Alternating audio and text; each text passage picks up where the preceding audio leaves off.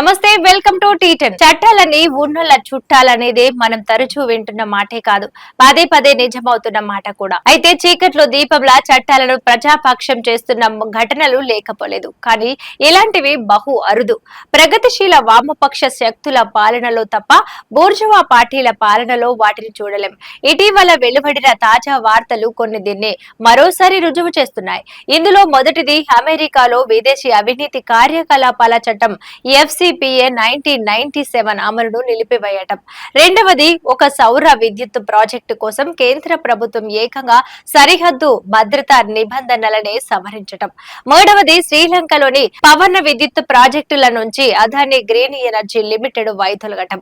ఈ మూడు వార్తలు భారత అపర కుబేరుడు అదానీకి సంబంధించినవే కావటం గమనార్హం. సౌర విద్యుత్ కాంట్రాక్టుల కోసం ఆంధ్ర, ఒడిశా, తమిళనాడు, ఛత్తీస్గఢ్, జమ్మూ కాశ్మీర్ అధికారులకు అదానీ గ్రీన్ సంస్థ 2100 కోట్లు ముడుపులుగా ఇచ్చిందని, లంచాల వ్యతిరేక చట్టానికి కట్టుబడి ఉంటామని ఇచ్చిన హామీని అతిక్రమించి ఈ ప్రాజెక్టుల కోసం అమెరికాలో రుణ సేకరణ చేసిందని గతేడాది నవంబర్లో జో బైడెన్ అధ్యక్షుడిగా ఉన్నప్పుడు అమెరికా న్యాయశాఖ గుర్తించడం, ఆ మేరకు తమ విదేశీ అవినీతి కార్యకలాపాల చట్టం కింద కేసు నమోదు చేయడం తెలిసిందే. కానీ అమెరికా తాజా అధ్యక్షుడు డొనాల్డ్ ట్రంప్ ఏ చట్టం కింద అదానీని ప్రాసిక్యూట్ చేయాల్సి ఉందో ఆ చట్టం అమలునే ఇప్పుడు నిలిపివేశారు. ఈ కేసుతో స్వదేశంలో, విదేశాల్లో తీవ్ర ఎరకటంలో పడిన అదానీకి భారీ ఊరట కలిగించారు. సరిగ్గా మోడీ అమెరికా పర్యటనకు ముందే ఈ చర్య చోటు చేసుకోవడంతో ఇది ప్రధాని ఆప్తమిత్రుడైన అదానీ కోసం ట్రంప్ ఇచ్చిన అడ్వాన్స్డ్ గిఫ్ట్ అంటూ వెల్లువెత్తుతున్న విమర్శలు సత్య దూరమేమి కాదు.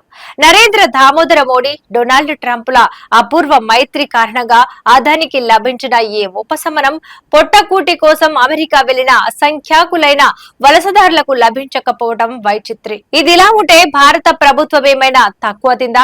ఇదే అదానికి చెందిన సౌర విద్యుత్ ప్రాజెక్టు కోసం సరిహద్దు భద్రతా నిబంధనలనే సవరించేసింది. ఈ విషయమై గార్డియన్ పత్రిక ఓ కథనాన్ని ప్రచురించింది. అదానీ సంస్థ ప్రపంచంలోనే అతిపెద్ద సౌర విద్యుతుత్పత్తి ప్లాంట్ ను గుజరాత్ లోని ఖాండాలో నిర్మిస్తోంది.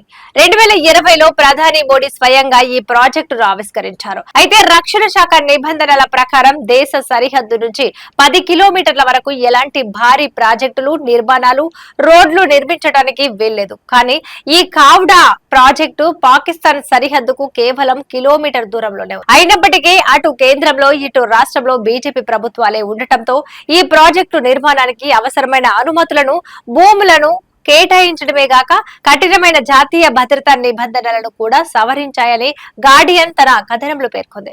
ఇలా కేవలం ఒక వ్యక్తి కోసం చట్టాల అమలును నిలిపివేయటం, భద్రతా నిబంధనలనే సవరించటం సంపన్నుల కోసం తప్ప సామాన్యుల కోసం సాధ్యమవుతుందా? మిశ్రమ ఆర్థిక వ్యవస్థతో మొదలైన స్వతంత్ర భారత ప్రస్థానం కార్పొరేట్లకు రెడ్ కార్పెట్ స్వాగతాలు పలికే దశకు చేరుకుంది.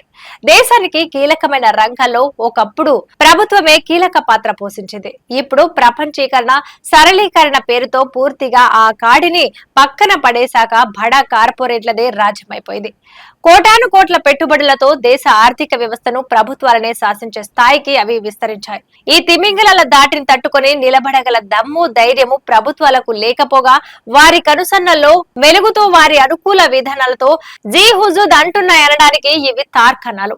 ఇక మూడవది ఇందుకు భిన్నమైంది. శ్రీలంకలోని పవన విద్యుత్ ప్రాజెక్టుల నుంచి వైదొలుగుతున్నట్టు అదానీ గ్రూప్ వెల్లడించింది. లంచాలు ముట్టజెప్పి విద్యుత్ ఒప్పందాలు చేసుకుందని అదానీ గ్రూప్ పై అమెరికాలో కేసులు నమోదవడమే గాక ప్రాజెక్టుల కోసం భారత ప్రధాని మోడీ గత శ్రీలంక ప్రభుత్వాలను పరోక్షంగా ప్రభావితం చేశారన్న ఆరోపణలు ఉన్నాయి.